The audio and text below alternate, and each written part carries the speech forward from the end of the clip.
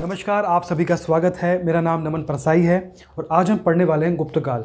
गुप्तकाल के अंतर्गत जो एमपी का इतिहास है उसे हम पढ़ने वाले हैं। ठीक है, तो एमपी के इतिहास को हम 5 पार्ट में पढ़ेंगे। पहला आपका पार्ट रहेगा एमपी में गुप्तकालीन संबंधी शासक, फर्स्ट पार्ट। सेकंड पार्ट रहेगा गुप्तकालीन नगर, कौन से नगर हैं जिनका संबंध गुप्तकाल से है। गुप्तकालीन अभिलेख, मध्य प्रदेश में गुप्तकालीन मंदिर, कौन से मंदिर हैं जिनका विकास गुप्तकाल में हुआ है या जिनका संबंध गुप्तकाल से है। और अंत में पढ़ेंगे हूण आक्रमण। तो हूण आक्रमण के संबंध में जो भी जानकारी है इंपॉर्टेंट है, एग्जाम के पॉइंट ऑफ व्यू से हम सभी पढ़ेंगे। चलिए, तो हम शुरुआत करेंगे एमपी में गुप्तकालीन शासक से।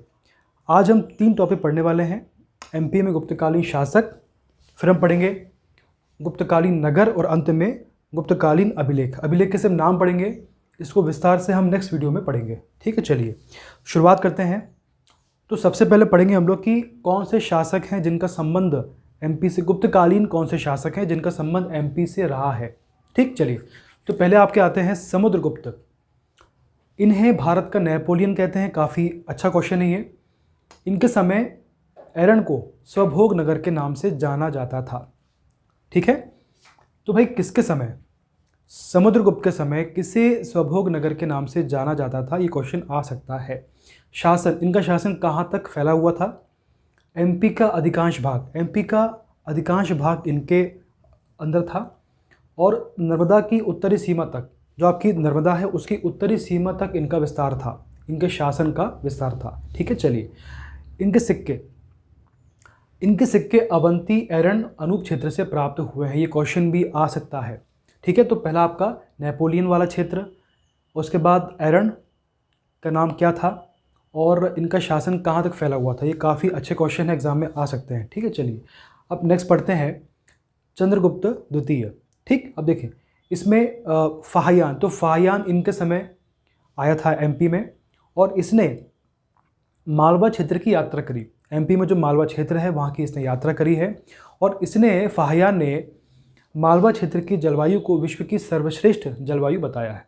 अब क्वेश्चन आपको आ सकता है कि किसने मालवा क्षेत्र की जलवायु को सर्वश्रेष्ठ बताया है, या फिर फाहियान किसके समय आया था। ठीक है, चलिए इसके बाद देखते हैं चंद्रगुप्त द्वितीय ने शकों को हराया और उज्जैन को राजधानी बनाया। तो उज्जैन को राजधानी किसने बनाया, या चंद्रगुप्त द्वितीय ने किसको राजधानी बनाया, ये उनके समय राजधानी क्या थी। तो 3 से 4 क्वेश्चन यहाँ से आपको बन सकते हैं, तो आपको ध्यान रखना है और हो सके तो इसके आपके नोट्स बनाना आपको ज़रूरी है। चलिए आगे बढ़ते हैं। कुमारगुप्त, इसके बाद आपके आते हैं कुमारगुप्त। तो कुमारगुप्त की जानकारी, इनके संबंध में जानकारी हमें प्राप्त होती है मंदसौर अभिलेख से। ठीक है, और इस अभिलेख में या इसके माध्यम से हमें जानकारी प्राप्त होती है कि मंदसौर को पहले दसपुर के नाम से जाना जाता था। ठीक है, तो मंदसौर को दसपुर कहते थे और कुमारगुप्त के संबंध में जानकारी हमें मंदसौर अभिलेख से प्राप्त होती है। चलिए इसके बाद आते हैं स्कंदगुप्त। तो स्कंदगुप्त का शासन कहाँ पर था, इसके संबंध में जानकारी और गुप्तों की वंशावली। तो गुप्तों की वंशावली और स्कंदगुप्त के संबंध में या इनके शासन के संबंध में जानकारी हमें रीवा के सूपिया अभिलेख से प्राप्त होती है। तो सूपिया अभिलेख कहाँ पर है और उससे हमें क्या क्या जानकारी प्राप्त होती है, ये आपको पता होना चाहिए। ठीक है, चलिए आगे बढ़ते हैं। आपके अगले आते हैं भानुगुप्त। तो जो भानुगुप्त है, इनके शासनकाल और सती प्रथा के साक्ष्य, इन दोनों के संबंध में जानकारी हमें प्राप्त होती है एरन अभिलेख से, जो कि सागर में है। ठीक है, तो एरन अभिलेख से हमें 2 जानकारी प्राप्त होती है, भानुगुप्त का शासनकाल और सती प्रथा के साक्ष्य। ठीक है, चलिए आगे बढ़ते हैं।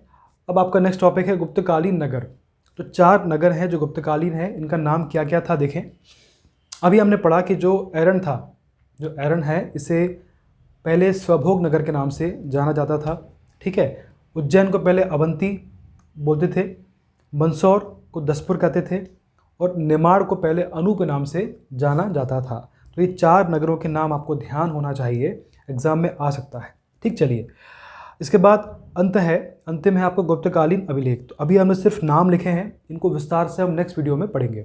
कौन कौन से हैं, मंदसौर अभिलेख, ये सारे अभिलेख, इनका संबंध गुप्तकाल से रहा है, एमपी के इतिहास से रहा है। मंदसौर अभिलेख, सांची अभिलेख, तुमेन अभिलेख, सूपिया अभिलेख, एरन अभिलेख। तो ये 5 अभिलेख हैं, इनको हम विस्तार से पढ़ेंगे कि इनके बारे में कौन से फैक्ट हैं जो आपके लिए इंपॉर्टेंट है। तो बेसिकली आज हमने 3 टॉपिक पढ़े हैं, एमपी का गुप्तकालीन संबंधी शासक, गुप्तकालीन नगर और गुप्तकालीन अभिलेख। गुप्तकालीन अभिलेख हमने अभी बहुत कम पढ़ा है, तो बेसिकली हमने 2.5 टॉपिक पढ़े हैं। और कल हम पढ़ेंगे, कल जो वीडियो आपको आएगा कल या परसों में, उसमें पढ़ेंगे हम लोग गुप्तकालीन अभिलेख, मध्य प्रदेश में गुप्तकालीन मंदिर और हूण आक्रमण। इस प्रकार से हम गुप्त काल को समाप्त करेंगे, टॉपिक पूरा पढ़ेंगे हम लोग। ठीक है, तो आज के लिए इतना ही है। धन्यवाद।